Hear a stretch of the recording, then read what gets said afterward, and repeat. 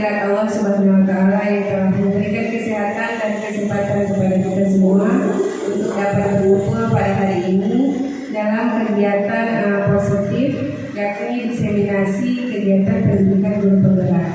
Dan tidak lupa pula sholawat beriring salam kita haturkan kepada junjungan kita Muhammad Sallallahu Alaihi Wasallam, yang mana beliau telah membawa kita ke masa yang berilmu pengetahuan seperti yang kita rasakan pada hari ini.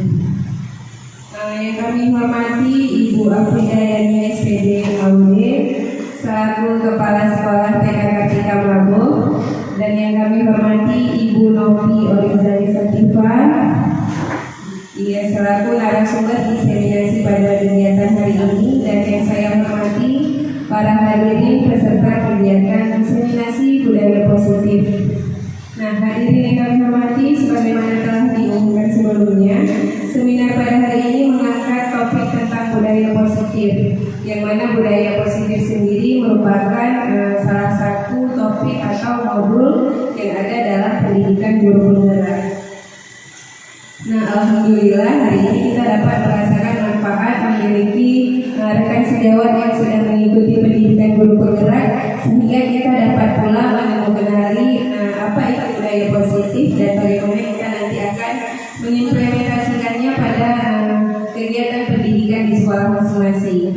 Nah, untuk itu kita semua tentu sangat menantikan pemaparan dari narasumber kita, dan juga nanti beliau akan berbagi praktik baiknya terkait aksi nyata yang telah beliau laksanakan selama ini. Baiklah, selanjutnya saya sampaikan beberapa ketentuan acara inti. Di awal nanti kita akan mendengarkan langsung pemaparan materi dari narasumber, kemudian akan ada sesi tanya jawab. Selanjutnya kita akan melihat juga video praktik baik bagaimana beliau telah mengimplementasikan modul-modul tersebut ke dalam aksi nyata di sekolah beliau. Nah, terakhir nanti kita akan simulasi kasus ya Ibu-Ibu, dan juga mempraktikkan bagaimana itu restitusi. Baik, hadirin peserta diseminasi sekalian, langsung saja kita masuk di acara inti yang telah kita nantikan, yaitu penyampaian materi, sekaligus nantinya juga akan dilanjutkan dengan sesi tanya jawab.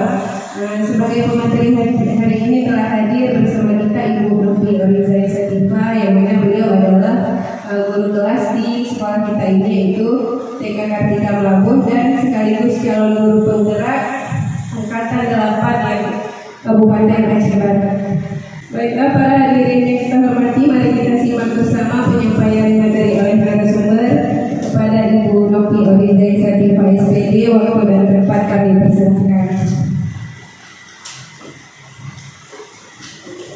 Baiklah, kita mulai. Assalamualaikum warahmatullahi wabarakatuh. Waalaikumsalam warahmatullahi wabarakatuh. Alhamdulillahirabbil alamin. Wassalatu wassalamu ala asrafil anbiya'i wal mursalin wa ala alihi wasahbihi ajmain. Amma ba'du. Segala puji dan syukur marilah sama-sama kita panjatkan kehadiran Allah yang Maha Kuasa, di mana berkat rahmat dan hidayah beliau kita dapat berkumpul di tempat yang sederhana ini. Tak lupa juga salawat dan beriring salam marilah sama-sama kita sanjungkan kepada Nabi kita Muhammad Sallallahu Alaihi Wasallam, di mana telah membawa kita dari alam kebodohan ke alam yang penuh ilmu pengetahuan seperti yang telah kita rasakan pada saat ini. Selanjutnya, kata-kata penghormatan saya yang saya hormati Ibu Kepala TK Kartika Mlabo, yang saya hormati ibu-ibu guru, kawan-kawan sekalian. Terima kasih telah hadir dalam acara seminar pada kegiatan saya, yaitu kegiatan diseminasi komunitas praktisi budaya dan aksi nyata guru penggerak. Sebelumnya, mungkin ibu di sini mungkin sudah kenal dengan saya, tapi terlebih dahulu saya memperkenalkan diri lagi. Nama saya Novi Orizali Sativa. Saya guru TK Kartika 1413 Labu, dan saya juga sedang melakukan pendidikan CGP Angkatan 8 Kabupaten Aceh Barat. Nah, pada kesempatan ini saya akan membagikan pengalaman ataupun materi selama saya mengikuti pendidikan CGP di Angkatan 8. Jadi di sini saya akan berbagi kepada rekan-rekan guru semua ilmu yang telah saya dapatkan selama saya mengikuti di pendidikan CGP Angkatan 8. Sebelumnya bukan saya sudah lebih kompeten. Kita di sini sama-sama belajar, saling sharing dan berbagi ilmu. Pada kesempatan ini, baiklah saya akan menjelaskan modul yang telah saya pelajari di modul pertama, yaitu modul 1 pendidikan guru penggerak.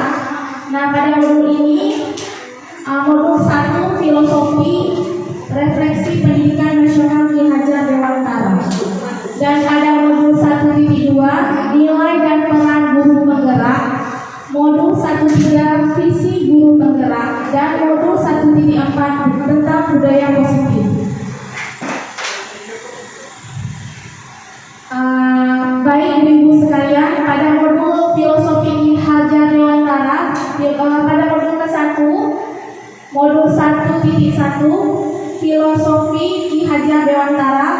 Nah, di sini saya mempelajari tentang pendidikan, arti pendidikan menurut Ki Hajar Dewantara. Di sini di mana pendidikan adalah tempat persemaian benih-benih kebudayaan dalam masyarakat. Ki Hajar Dewantara memiliki keyakinan bahwa untuk menciptakan manusia Indonesia yang beradab, maka pendidikan menjadi salah satu kunci utama untuk mencapainya. Pendidikan dapat menjadi ruang berlatih dan tumbuh nilai-nilai kemanusiaan yang dapat diteruskan atau diwariskan. Nah, Ki Hajar Dewantara menjelaskan bahwa dasar pendidikan anak berhubungan dengan kodrat alam dan kodrat zaman. Nah, di mana di sini kodrat alam berkaitan dengan sifat atau bentuk lingkungan di mana anak berada, sedangkan kodrat zaman berkaitan dengan isi dan irama. Kemudian Ki Hajar Dewantara hendak menyatakan pendidikan bahwa pendidikan anak sejatinya menuntun anak mencapai kekuatan kodratnya sesuai dengan alam dan zaman. Nah, bila melihat dari kodrat zaman, pendidikan saat ini menekan pada kemampuan anak untuk memiliki keterampilan abad ke-21. Sedangkan dalam memaknai kodrat alam, maka konteks lokal sosial budaya murid di Indonesia Barat tentu memiliki karakteristik yang berbeda dengan murid di Indonesia Tengah ataupun Indonesia Timur. Nah, jadi dari kesimpulan tadi bahwa pembelajaran Ki Hajar Dewantara itu kita menuntun ya Ibu, bukan menuntut. Jadi anak-anak di sini kita memberikan kebebasan kepada anak, karena pada dasarnya setiap anak itu memiliki karakter berbeda, tidak ada yang sama. Jadi tugas kita dulu hanya menuntun, bukan menuntut. Baiklah ibu sekalian, berikut adalah aksi nyata yang telah saya lakukan dalam mengimplementasikan filosofi Ki Hajar Dewantara. Baik, marilah sama-sama kita saksikan aksi nyata yang telah saya lakukan di sekolah saya.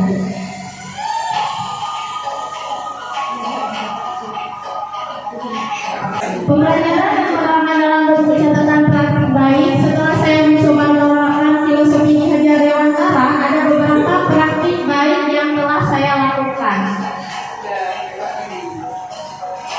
Tipe belajar terbagi dalam beberapa jenis, yaitu visual, audio visual, kinestetik.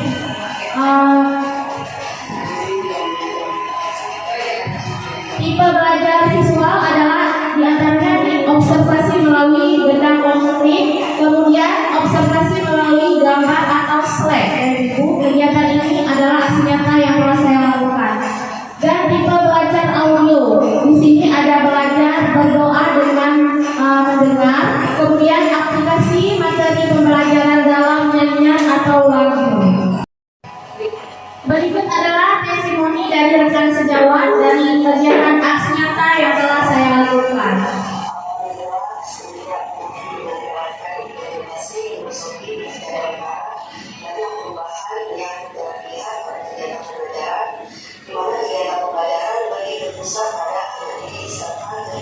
pembelajaran membuat kita lebih aktif, kreatif, inovatif, dan menyenangkan. Semoga kedepannya lebih diharapkan dan diselamatkan di sekolah. Yang kemudian ini adalah testimoni dari peserta didik saya.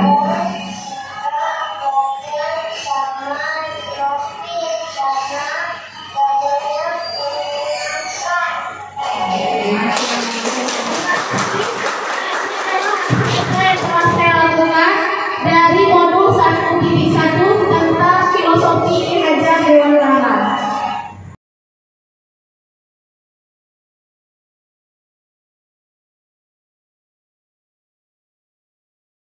Baiklah teman-teman, selanjutnya adalah penjelasan tentang modul 1.2 yaitu nilai dan peran guru penggerak. Di sini saya menjelaskan dulu nilai guru penggerak diantaranya yaitu adalah mandiri, kemudian inovatif, kemudian kolaboratif, reflektif, dan berpihak pada murid. Kelima nilai tersebut harus selalu tertanam pada diri kita dalam kehidupan sehari-hari. Nah, jadi kita sebagai guru harus memiliki 5 nilai peran guru penggerak tersebut. Ibu-ibu di sini juga akan saya jelaskan tentang peran guru penggerak. Nah, peran guru penggerak diantaranya yaitu yang pemimpin pembelajaran. Nah, kegiatan yang bisa kita lakukan yaitu dengan kegiatan memberikan kegiatan pembelajaran yang inovatif dan kreatif serta menyenangkan kepada anak didik. Kemudian peran yang kedua yaitu coach bagi guru lain. Nah, kegiatan yang bisa kita lakukan yaitu berbagi praktik baik bersama rekan sejawat. Kemudian peran yang ketiga adalah pendorong kolaborasi. Nah, di sini kegiatan yang bisa kita lakukan contohnya seperti kegiatan yang kita lakukan pada saat ini, yaitu kita bersama-sama berbagi praktik baik bersama teman-teman rekan sejawat. Kemudian peran keempat yaitu mewujudkan kepemimpinan murid. Kegiatan yang bisa kita lakukan yaitu kegiatan seperti misalnya anak-anak diberi kesempatan untuk tampil ke depan, misalnya membacakan doa sehari-hari ataupun membacakan doa sebelum belajar. Kemudian peran yang kelima yaitu penggerak komunitas praktisi. Kegiatan yang kita lakukan yaitu sama juga seperti kegiatan contohnya yaitu kegiatan yang kita lakukan pada saat ini dulu. Jadi di sini implementasi nilai dan peran guru penggerak diantaranya penggerak komunitas praktisi. Nah, kegiatan diseminasi hari ini merupakan salah satu aksi nyata dan dalam peran saya menggerakkan komunitas praktisi sebagai guru penggerak. Kemudian pemimpin pembelajaran, contohnya yaitu memimpin pembelajaran yang berpusat pada murid. Baik ibu-ibu, di sini ada aksi nyata saya tentang modul 1.2 nilai dan peran guru penggerak. Nah, mari kita lihat sama-sama ya aksi nyata yang telah saya lakukan nilai dan peran guru penggerak saya selama di sekolah PKKPK. Nah, ini adalah nilai dan peran guru penggerak.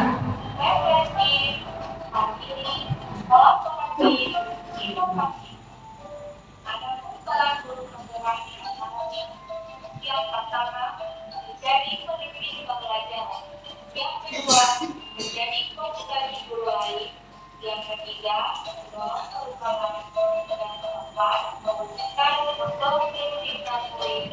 Yang kelima, menggerakkan komunitas praktisi.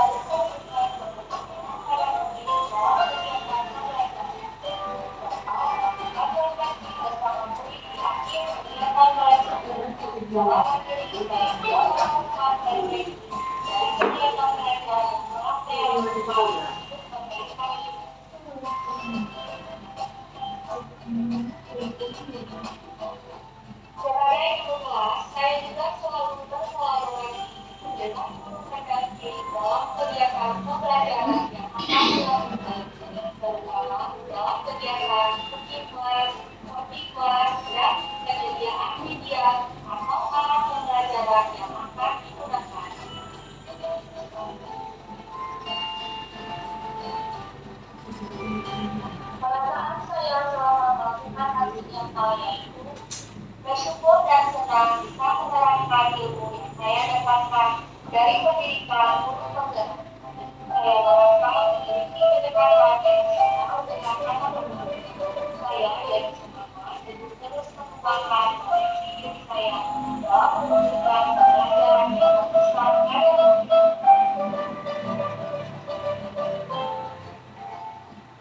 tidur atau belajar yang tidur. Saya terus berinovasi dalam pembelajaran. Saya juga berusaha menciptakan lingkungan belajar yang aman, nyaman, dan menyenangkan. Kemudian, saya melakukan banyak aktivitas belajar. Dan saya juga mendorong kolaborasi dengan pembelajaran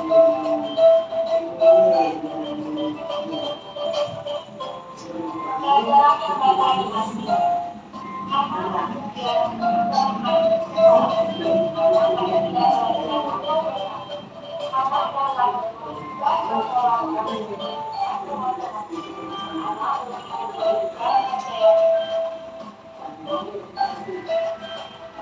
Dampak positif, suasana kelas jadi motivasi belajar anak meningkat, dan ada lagi praktik baik dengan berbagai.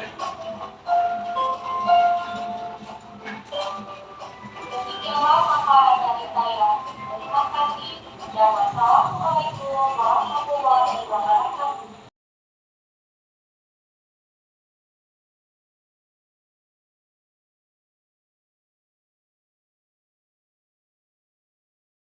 Pada modul 1.3 di sini saya akan menjelaskan tentang visi penggerak. Nah, mungkin ibu-ibu sudah sering mendengarkan visi ya. Apa itu visi? Nah, visi di sini adalah harapan kita ataupun impian ya, harapan yang kita inginkan untuk mencapai tujuan kita di masa yang akan datang. Seperti seperti itu.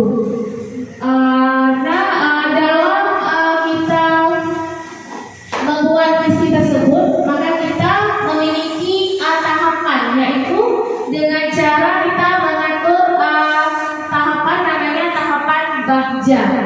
Nah, tahapan bagja tersebut ada 5 tahapan, yaitu yang pertama itu adalah D ya. Dari bagja tersebut adalah D, yaitu kita buat pertanyaan utama. Nah, ini adalah contohnya yang telah saya paparkan di depan. Kemudian selanjutnya ada huruf A ya, yaitu ambil pelajaran ya. Di sini juga ada contoh pertanyaan yang dapat kita lakukan. Nah, di sini selanjutnya adalah huruf G ya, gali mimpi. Nah, ini adalah pertanyaan yang dapat kita lakukan untuk kita dalam menggali mimpi. Dan ini adalah daftar tindakan atau penyelidikannya. Kemudian yang selanjutnya yaitu huruf J, yaitu jabarkan rencana. Pertanyaan yang dapat kita lakukan di antaranya seperti yang saya paparkan. Kemudian ini adalah daftar tindakan atau penyelidikannya. Kemudian yang terakhir yaitu atur eksekusi. Nah, ini adalah pertanyaan dan daftar tindakan pendidikan yang bisa kita lakukan. Nah, ini semua adalah tahapan-tahapan bagja yang bisa kita lakukan untuk membuat visi, kemudian membuat prakarsa perubahan seperti itu. Baik ibu-ibu sekalian, ini adalah aksi nyata implementasi visi guru penggerak yang telah saya lakukan di sekolah saya. Bersama dengan warga sekolah meninjau kembali visi sekolah, apakah sudah sesuai dengan cita-cita dan harapan pendidik juga murid.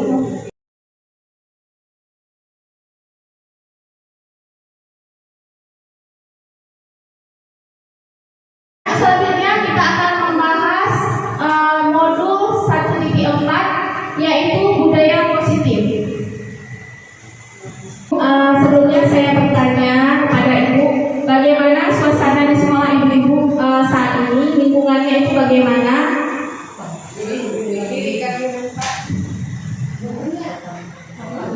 Alhamdulillah, lingkungan sekolah tempat saya mengabdi sudah baik. Cuman ada kadang-kadang beberapa teman sejawat itu interaksinya belum baik. Pertanyaan selanjutnya, bagaimana guru bertegur sapa dan bagaimana guru menyapa murid? Kalau guru sapanya anak baik dan anak pun patuh sama gurunya. Kalau muridnya, gurunya pasti berdiri di depan, menyambut anak-anaknya dan memberi salam. Juga kita kasih tahu juga sama anak-anaknya, memberi salam sama orang tuanya dengan baik. Baik, terima kasih Bu. Berarti sudah sangat baik ya Bu dalam kegiatan sehari-hari dalam menyapa anak-anak, menyambut anak-anak di pagi hari juga sudah dilakukan dengan baik ya Bu. Terima kasih Bu. Dan bagian pertanyaan selanjutnya, bagaimana guru menyelesaikan suatu permasalahan atau konflik antar murid? Bagaimana Ibu mungkin bisa dijelaskan sedikit?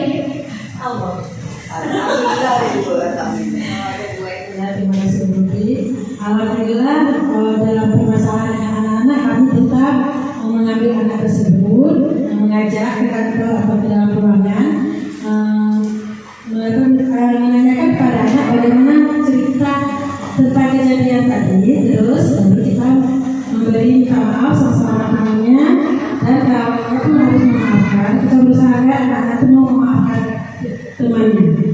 Terima kasih.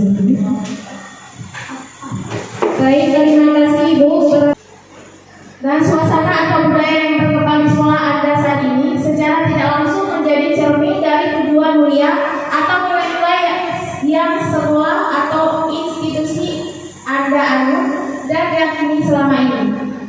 pula menciptakan lingkungan positif agar terbentuk suatu budaya positif adalah suatu proses perjalanan pendidikan yang harus kita jalani.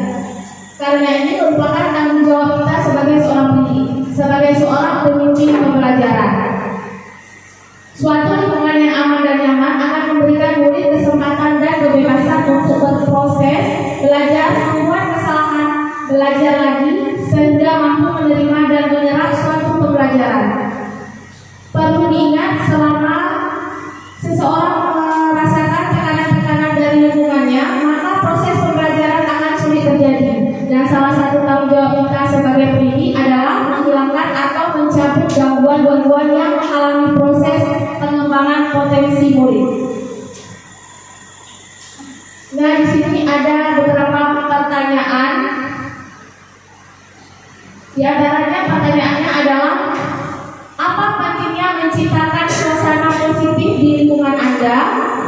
Kemudian, sebagai seorang pendidik dan pemimpin sekolah, bagaimana Anda dapat menciptakan suasana positif di lingkungan Anda selama ini? Apakah hubungan antara menciptakan suasana yang positif dengan proses pembelajaran yang berpihak pada murid?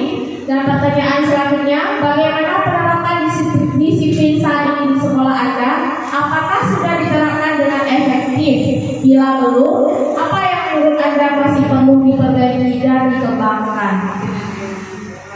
Nah, mungkin ada dari teman-teman semua ataupun rekan-rekan yang mau menjawab, saya persilahkan.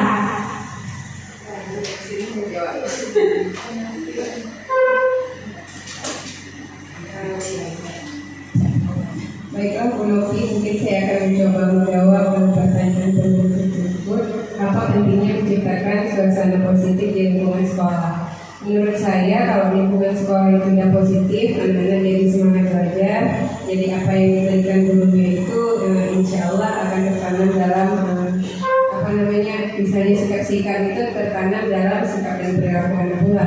Cuma kalau misalnya lingkungannya negatif, anak merasa tertekan, tentunya suasana belajar terganggu, motivasi belajarnya juga menurun ya begitu ya. Kemudian sebagai seorang pendidik atau pimpinan sekolah, bagaimana saya nantinya dapat menciptakan suasana positif di lingkungan sekolah. Mungkin sebelum saya menciptakan lingkungan positif untuk anak-anak, tentunya bersama dengan guru-guru dan rekan sejawat, saya harus lebih positif dulu gitu ya. Kalau nanti sesama guru tegang, sama-sama negatif, akhirnya tertular juga pada pembelajaran. Menurut saya begitu.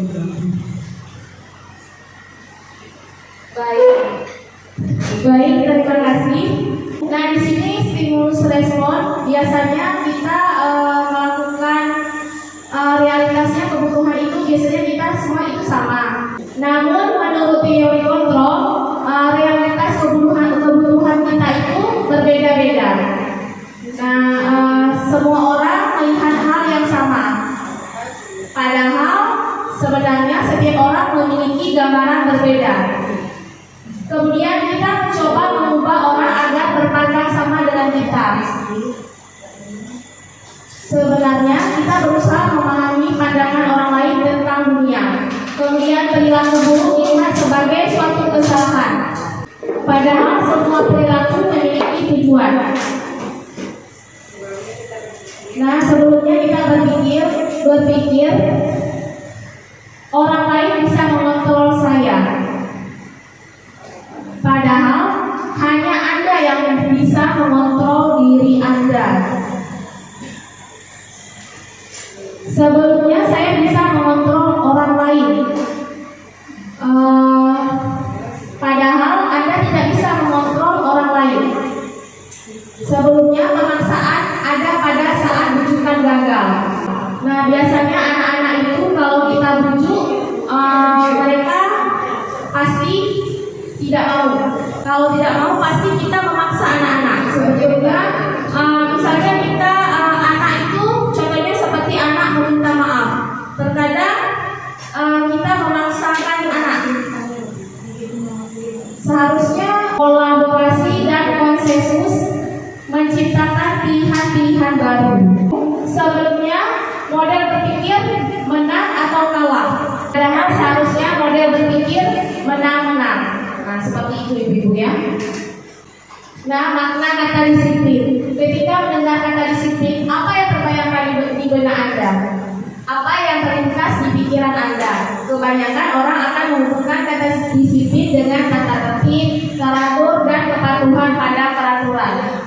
Kata disiplin juga sering dihubungkan dengan hukuman, padahal itu sungguh berbeda karena belajar tentang disiplin positif tidak harus dengan memberi hukuman.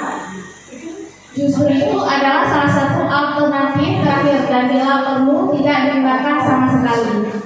Dalam budaya kita, mana kata disiplin? Dimaknai menjadi sesuatu yang dilakukan seseorang pada orang lain untuk mendapatkan kepatuhan.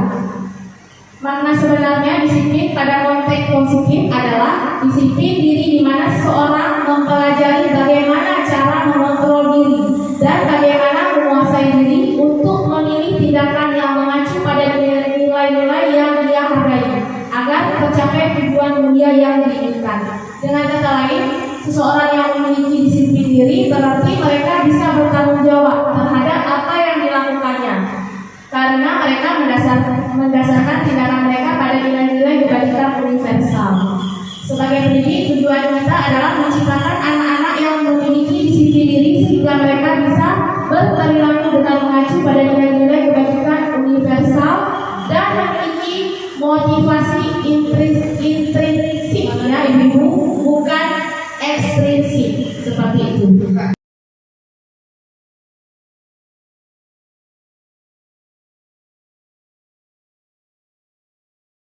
Sebagai pendidik, terima kasih. Nanti saya mau jawab. Datang sekolah tepat waktu bukan karena takut oleh kepala sekolah atau yang lain, tapi atas kesadaran diri saya sendiri. Karena saya sebagai pendidik, jadi datang ke sekolah tepat waktu. Terima kasih.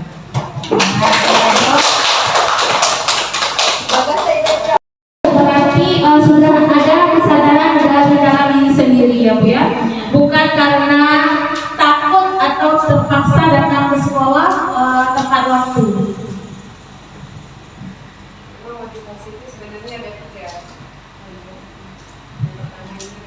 Nah, memang motivasi itu sebenarnya ada 3. Nah, di sini ada satu untuk menghindari ketidaknyamanan atau hukuman. Nah, di sini adalah tingkat terendah dari motivasi perilaku manusia. Biasanya orang yang motivasi perilakunya untuk menghindari hukuman atau ketidaknyamanan akan bertanya, apa yang akan terjadi apabila saya tidak melakukannya? Contohnya, datang tepat waktu karena takut dengan hukuman. Ya, kemudian motivasi yang kedua untuk mendapatkan imbalan atau penghargaan dari orang lain. Satu tingkat di atas motivasi yang pertama. Di sini orang berperilaku untuk mendapatkan imbalan atau penghargaan dari orang lain. Contohnya, datang ke sekolah tepat waktu supaya dipuji oleh kepala sekolah ya. Kemudian yang ketiga, motivasi untuk menjadi orang yang mereka inginkan dan menghargai diri sendiri dengan nilai-nilai yang mereka percaya. Nah, contohnya yaitu seperti yang tadi ibu Irma katakan ya, bahwa datang ke sekolah tepat waktu itu adalah kesadaran dari dalam diri sendiri, bukan karena terpaksa ataupun takut kepada kepala sekolah. Nah, hukuman dan penghargaan. Di sini ada satu kasus, yaitu kasusnya adalah Ira kurang menguasai pelajaran fisika, sehingga pada saat pelajaran tersebut berlangsung, dia lebih banyak terdiam diri atau menggambar di buku pelajaran.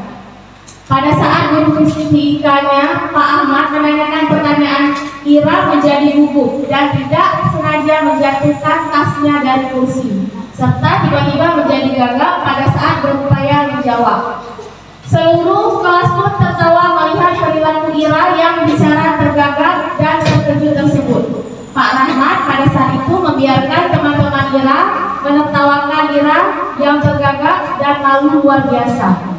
Dan selanjutnya meminta Ira untuk maju ke depan dan berdiri di depan kelas sambil memegang telinganya karena tidak bisa menjawab pertanyaan Pak Ahmad. Kelas makin gaduh dan anak-anak pun tertawa melihat Ira di depan kelas. Nah, dari kasus tersebut Apakah Anda setuju dengan tindakan Pak Ahmad terhadap Mira? Tidak. Iya, tidak. Mengapa Ibu? Mungkin ada ibu-ibu yang akan menjelaskan ke depan dari kasus yang saya paparkan tadi. Apakah Anda setuju dengan tindakan Pak Rahmat terhadap Mira? Dan kemudian mengapa? Baik ibu, mungkin ada yang ingin menjelaskan, saya persilakan. Terima kasih Bu Robi. Mengapa saya tidak setuju? Karena tindakan itu membuat mental Ira menjadi malu sama teman-temannya ya. Nah, jadi mentalnya dia akan minder sendiri karena ditawain sama teman-temannya. Padahal dia mau menjawab tadi karena nggak berani, karena dia gugup, karena dia memang tidak suka atas pelajaran yang diberikan sama Bapak Rahmat. Itu menurut saya. Iya, baik. Terima kasih penjelasan yang sangat baik sekali. Nah, di sini tindakan Pak Rahmat adalah menghukum. Nah, di mana kita sebagai guru, kita tidak boleh menghukum anak karena apa? Akan menyakiti hati anak tersebut. Nah, jadi hukuman itu menjadi mental anak itu menjadi down atau buruk. Nah, jadi hukuman kepada anak itu sangat tidak baik, ibu-ibu sekalian. Teman-teman, di sini juga ada penjelasan sedikit tentang hukuman, konsekuensi, dan restitusi dalam kita melakukan atau menyelesaikan suatu permasalahan.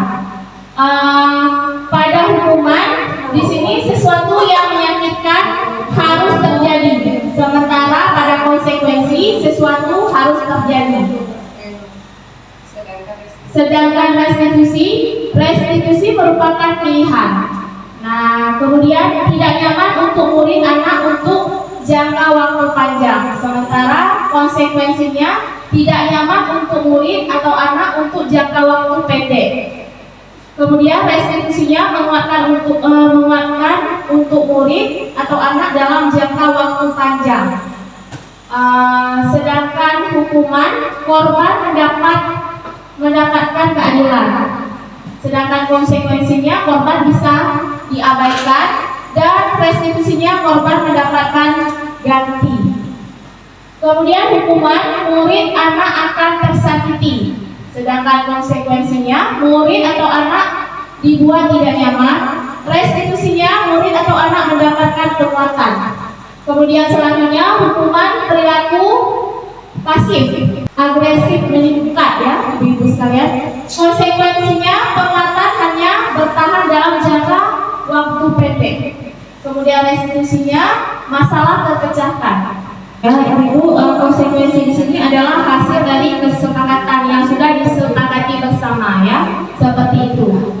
Kasus selanjutnya, Ibu Anas, guru kelas 2 SD, mendapatkan masalah. Murid-muridnya tidak bisa tertib berdiri antri di depan pintu kelas dan selalu berebut masuk ke dalam kelas setelah jam istirahat usai. Ini tentu sangat mengganggu proses pembelajaran di mana kelas tidak dapat mulai tepat waktu karena Ibu Anas sibuk menenangkan murid-muridnya untuk waktu cukup lama. Akhirnya Bu Anas berpikir cepat dan mengandalkan stiker bintang.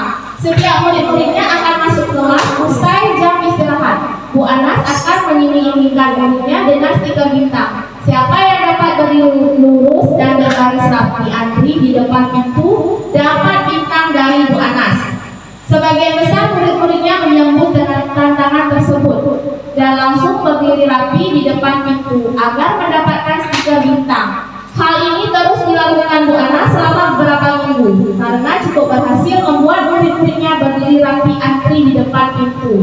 Sampai pada suatu saat Bu Anas sakit dan terpaksa digantikan Pak Heru. Pak Heru tidak mengetahui tentang stiker bintang dan benar saja pada saat mau masuk ke kelas usai jam istirahat, murid-murid kelas 2 kembali berebut masuk kelas. Apa yang terjadi? Mengapa?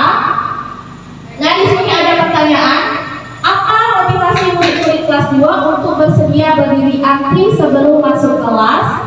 Dan pertanyaan kedua, adakah cara lain agar murid-murid kelas 2 bersedia antri di depan kelas tanpa diberi penghargaan stiker atau bintang? Jelaskan. Nah, mungkin ada ibu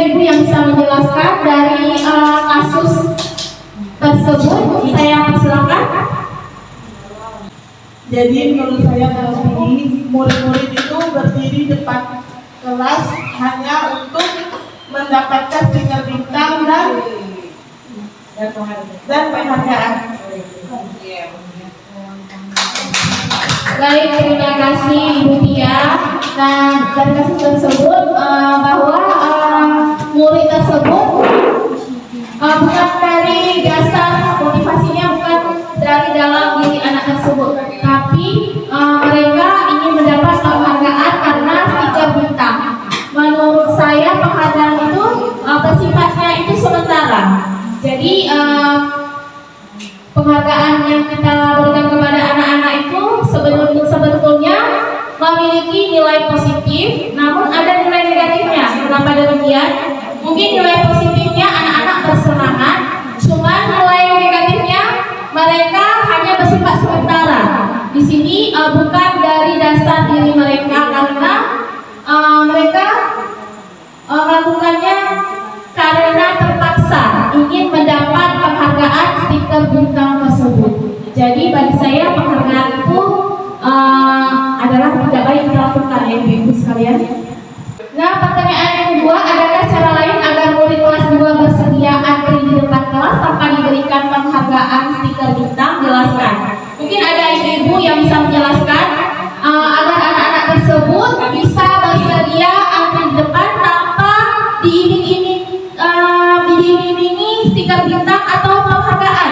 Bagaimana cara kita seorang guru bisa membuat anak tersebut bersedia antri di depan kelas tanpa terpaksa ataupun tanpa berharap suatu imbalan seperti itu. Apakah ada ibu-ibu yang bisa menjelaskan sedikit? Saya persilakan ke depan.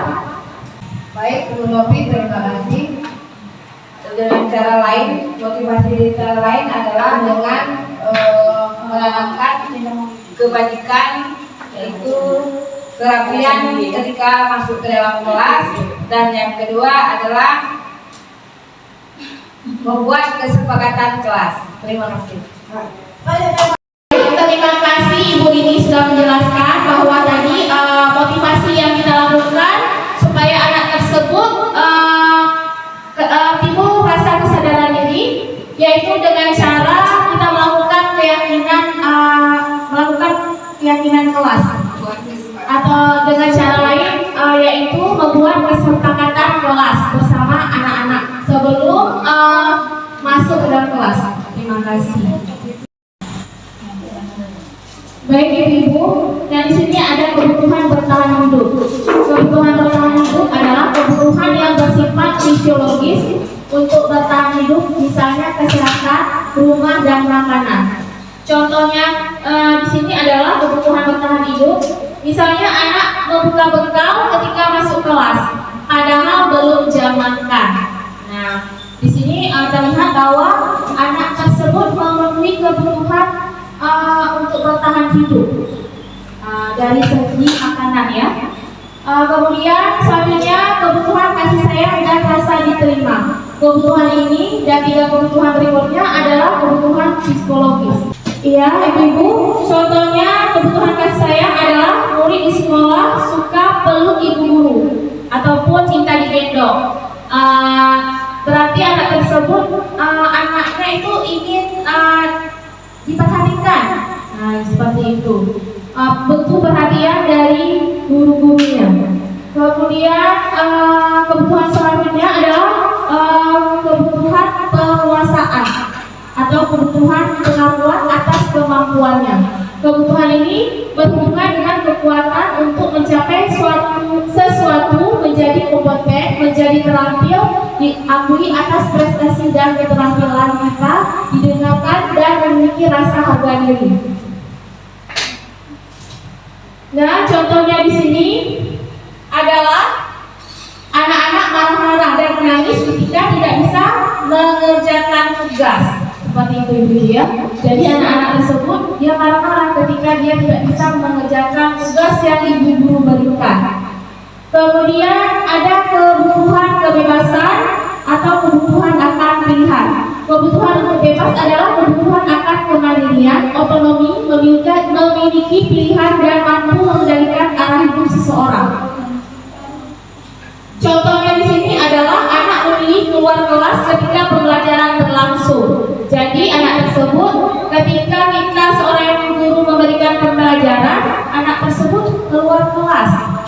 kegiatan pembelajaran berlangsung. Nah, karena anak itu memiliki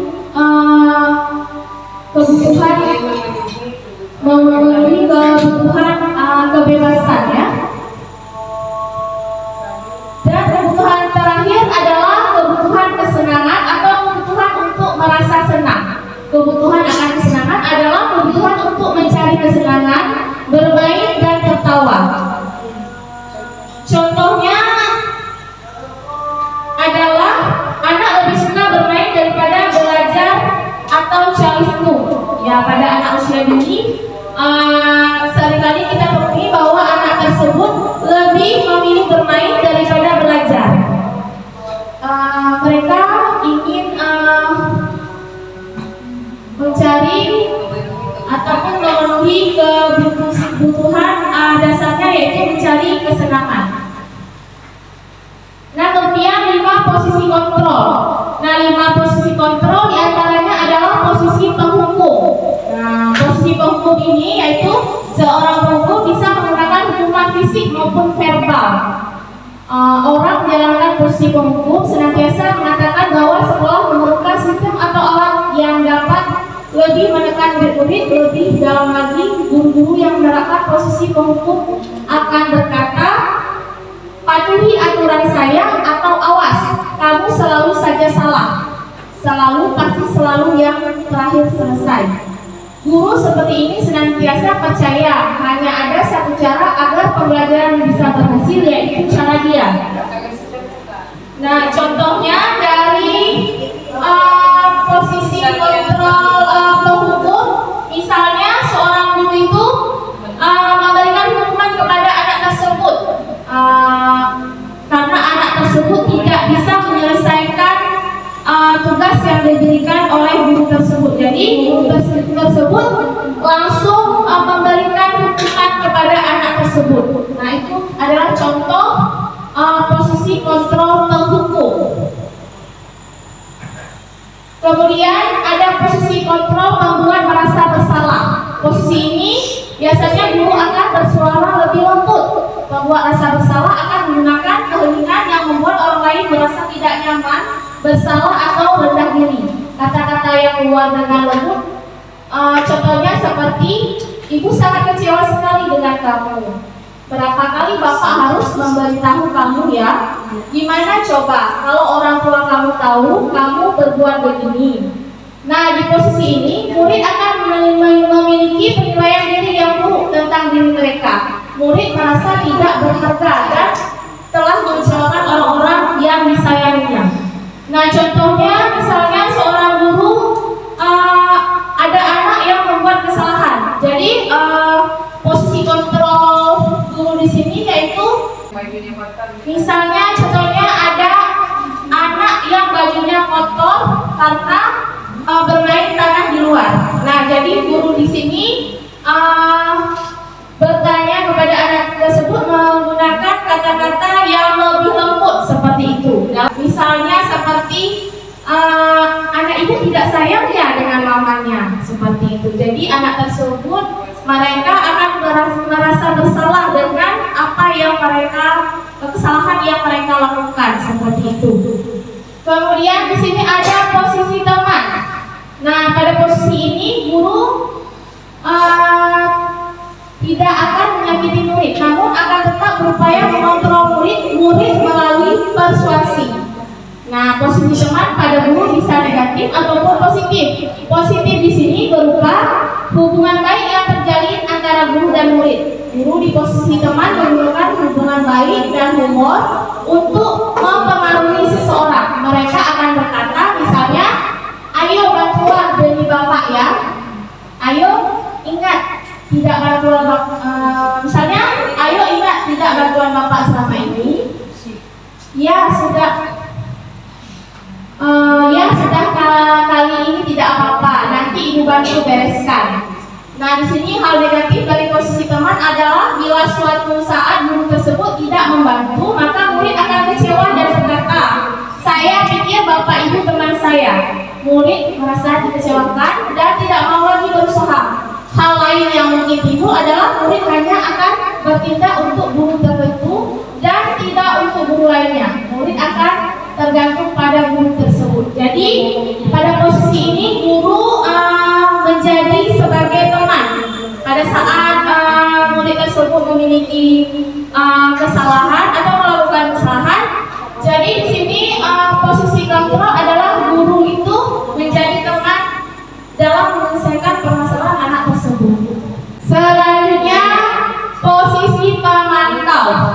Nah, di posisi pemantau ini, memantau berarti itu mengawasi ya Ibu. Jadi pada saat kita mengawasi, kita bertanggung jawab atas perilaku orang-orang yang kita awasi.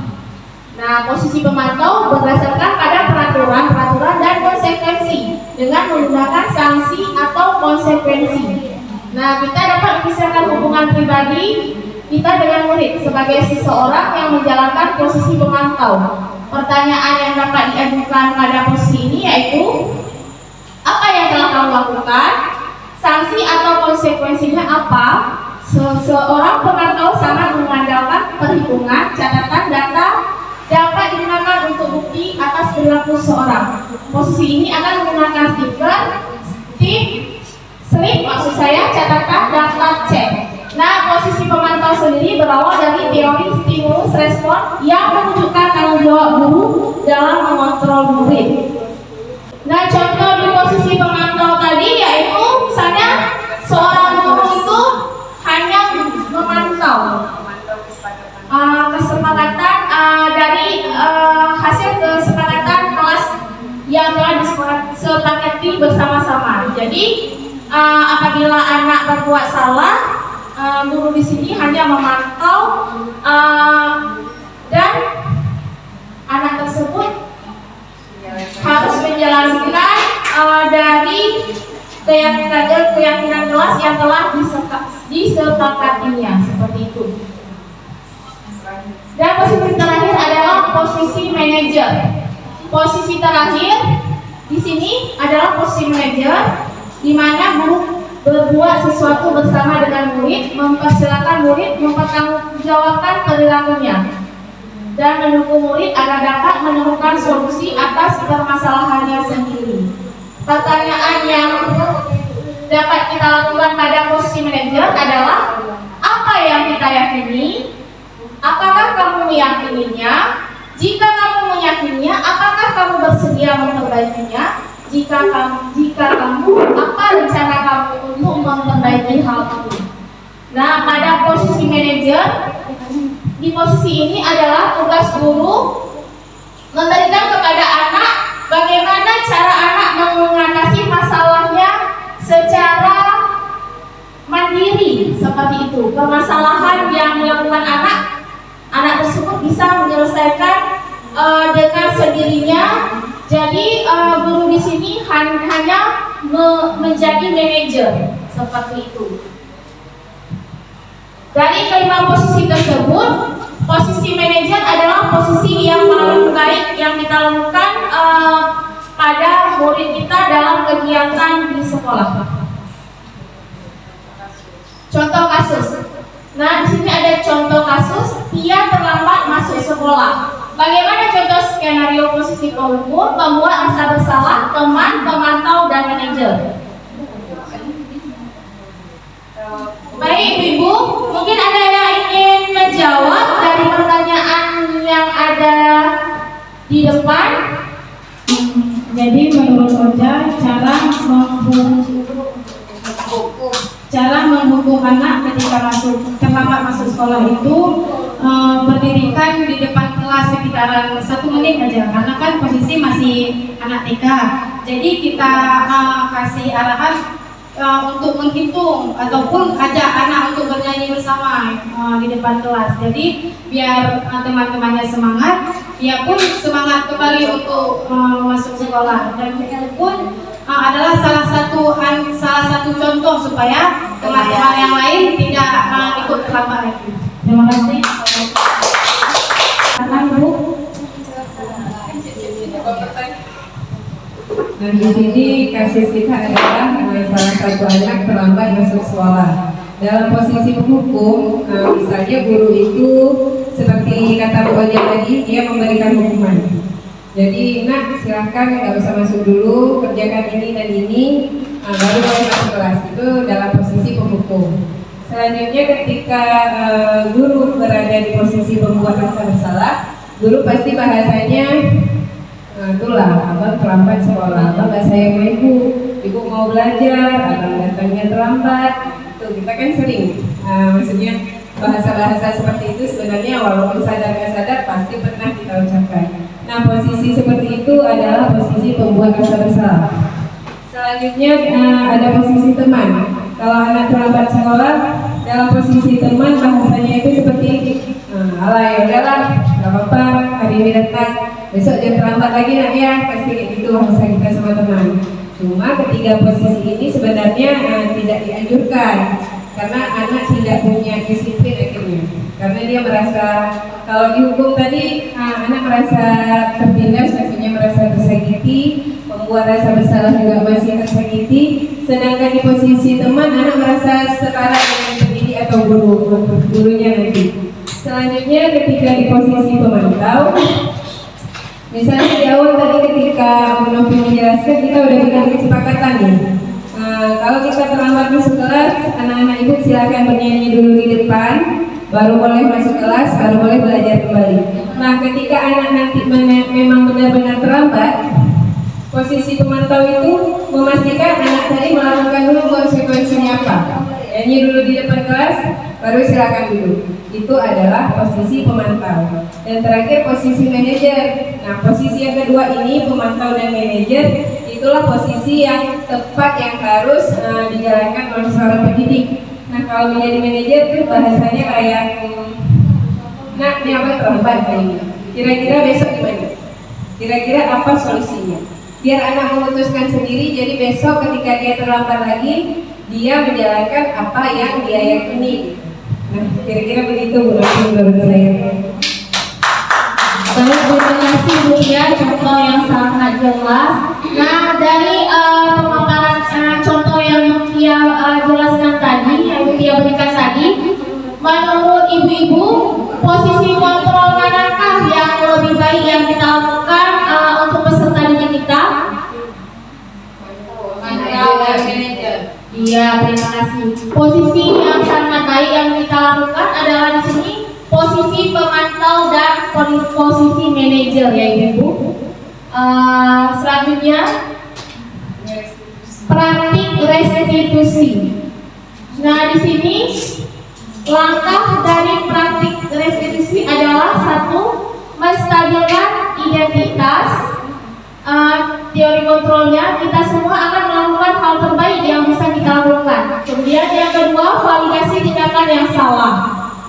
Teori kontrolnya, semua perilaku memiliki alasan. Kemudian yang ketiga, menanyakan keyakinan. Kita semua memiliki motivasi internal.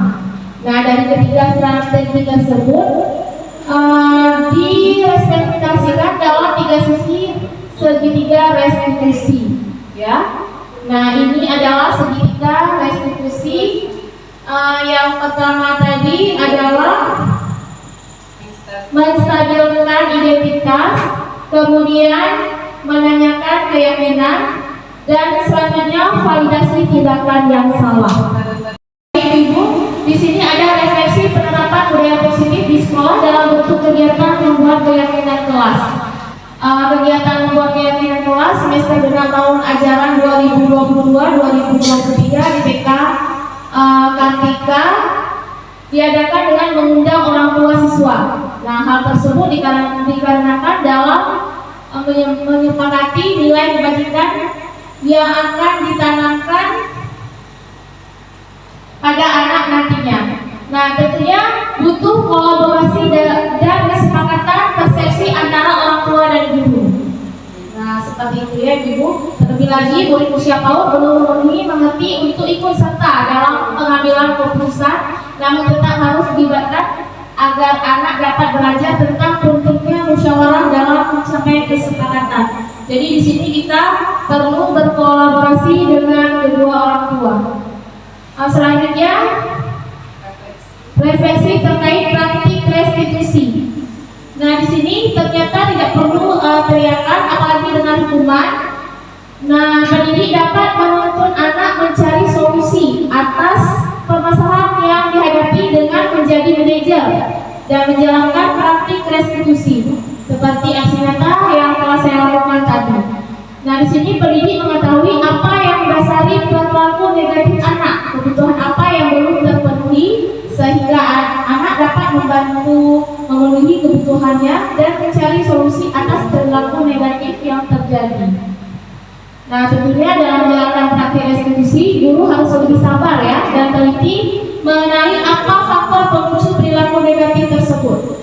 sehingga dapat memfasilitasi anak mencari solusi nantinya dari permasalahan anak tersebut. Nah, ini adalah contoh keyakinan kelas saya di kelas TKB ya, di TKKK. Nah, di sini keyakinan kelas yang setelah saya sepakati bersama anak didik, yaitu setiap anggota kelas siap menjadi anak soleh. Nah, sikap anak soleh di sini yaitu dengan menerapkan berakhlak mulia, semangat belajar, saling menyayangi. Nah, kemudian tampak seperti dari tadi yang keyakinan kelas berakhlak mulia. Contohnya tampak seperti kegiatan berdoa sebelum dan sesudah kegiatan, kemudian ikut melafalkan surat pendek, mengikuti praktik ibadah, berinfak dan berkata baik. Ini tindakan yang tampak seperti tadi yang sebelahnya yang tampak ya ibu, kemudian ini yang di sebelahnya yang tidak tampak.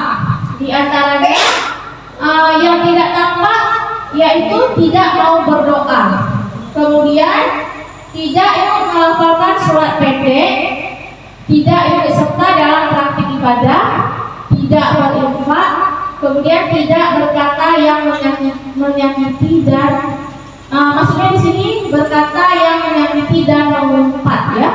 Kalau misalnya tadi berkata baik, di sini anak tidak berkata baik atau mengumpat seperti itu. Kemudian keyakinan kelas semangat belajar yang tampak seperti datang ke sekolah tepat waktu, dan yang tidak tampak seperti datang terlambat, tidak hadir ke sekolah. Kemudian saling menyayangi. Keyakinan yang tampak seperti bermain bersama teman, sementara yang tidak tampak seperti bermain sendiri. Kemudian yang tampak seperti membantu teman, yang tidak tampak seperti tidak mau membantu teman. Kemudian yang tampak seperti mendengarkan arahan ibu guru, yang tidak tampak melawan perkataan ibu guru. Nah, keyakinan kelas hari ini yang tampak seperti bermain bersama teman, yang tidak tampak seperti bermain sendiri. Baik ibu-ibu, ini adalah aksi nyata saya tentang budaya positif, praktik restitusi di sekolah. Mari kita saksikan bersama-sama. Assalamualaikum warahmatullahi wabarakatuh. Salam dan bahagia untuk kita semua. Pada kesempatan kali ini, saya akan membagikan tugas demonstrasi kontekstual terkait praktik restitusi di sekolah. Sebelumnya, saya jelaskan sepintas terkait tahapan restitusi. Praktik restitusi terbagi atas 3 tahapan. Yang pertama atau menjadi dasar segitiga restitusi adalah menstabilkan identitas, kemudian validasi tindakan yang salah, dan menanyakan keyakinan.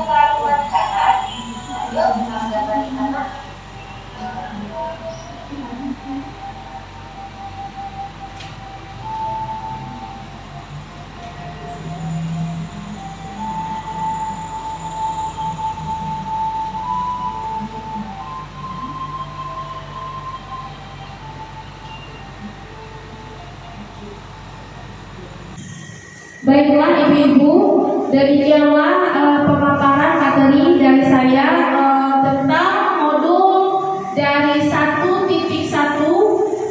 sampai 1.4.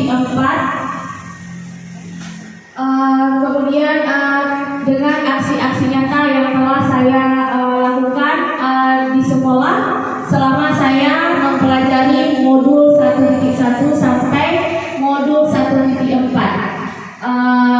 Lebih dan kurang saya mohon maaf karena pada dasarnya tidak ada yang sempurna. Kesempurnaan hanyalah milik Allah SWT. Saya akhiri dengan wabillahi taufiq wal hidayah. Wassalamualaikum warahmatullahi wabarakatuh. Waalaikumsalam warahmatullahi wabarakatuh. Terima kasih kepada narasumber kami yaitu Ibu Nurul Nizari Saduka yang telah membagikan praktik baik dan juga memaparkan materi terkait modul 1.1 sampai 1.4 dalam pendidikan guru penggerak. Selanjutnya kita akan membuka sesi tanya jawab. Akan kami persilahkan 2 pertanyaan saja Bu ya. 2 pertanyaan terkait materi-materi yang sebelumnya sudah kita pelajari. Mungkin silakan menunjuk yang ingin bertanya silakan berdiri dan memperkenalkan diri. Selanjutnya akan dijawab oleh narasumber. Assalamualaikum warahmatullahi wabarakatuh. Waalaikumsalam warahmatullahi wabarakatuh. Terima kasih kesempatan yang telah diberikan. Saya ingin menanyakan bagaimana cara mengatasi murid yang tidak mau masuk kelas dan bagaimana solusinya supaya murid mau masuk kelas. Terima kasih.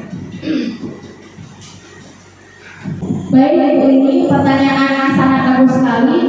Mungkin kita sebelumnya kita dapat pertama yang kita lakukan yaitu kita mengenali terlebih dahulu apa penyebab permasalahan dari anak tersebut. Kebutuhan apa yang ingin dia penuhi seperti itu. Kemudian setelah kita mengetahui apa kebutuhan yang ingin dia penuhi, mungkin kita dapat melakukan dengan praktik restitusi seperti itu. Jadi untuk menyelesaikan permasalahan tersebut, seorang guru kita dapat menerapkan restitusi dalam menyelesaikan permasalahan anak tersebut. Yaitu tadi seperti praktik restitusi ada 3 tahapan, yaitu tadi yang pertama kita menstabilkan identitas, dan kemudian kita validasi tindakan yang salah, dan yang ketiga menanyakan keyakinan seperti itu. Terima kasih Ibu. Baik, terima kasih untuk narasumber sudah menjawab. Ibu gimana? Sudah dapat diterima jawabannya? Oke, untuk itu 1 pertanyaan lagi mungkin dari baik Bu aja silakan.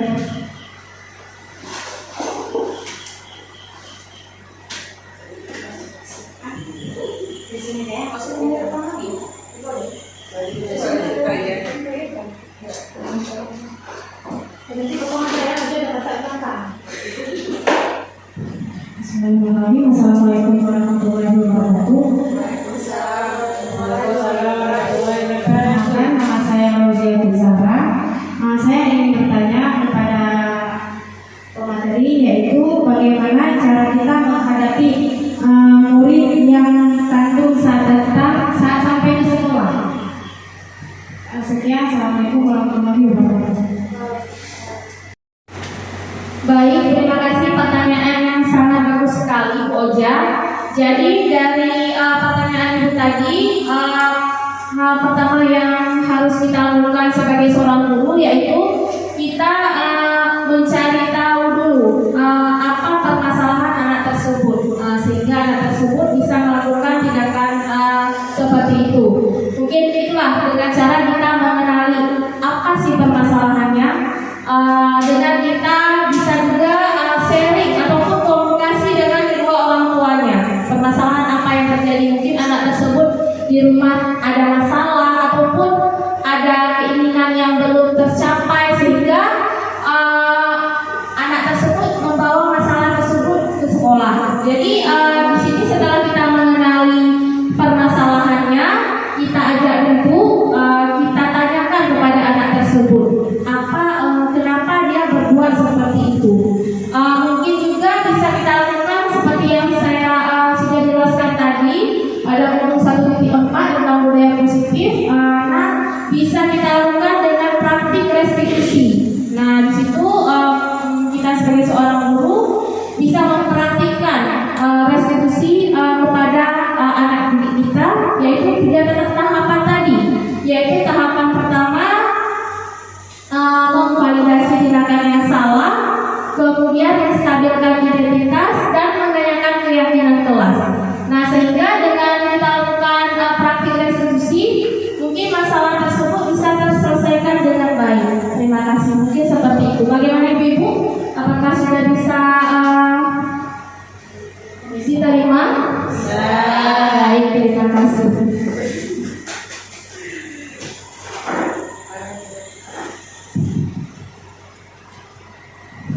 Baiklah, alhamdulillah Bu Oja sudah dapat diterima ya jawaban dari narasumber kita.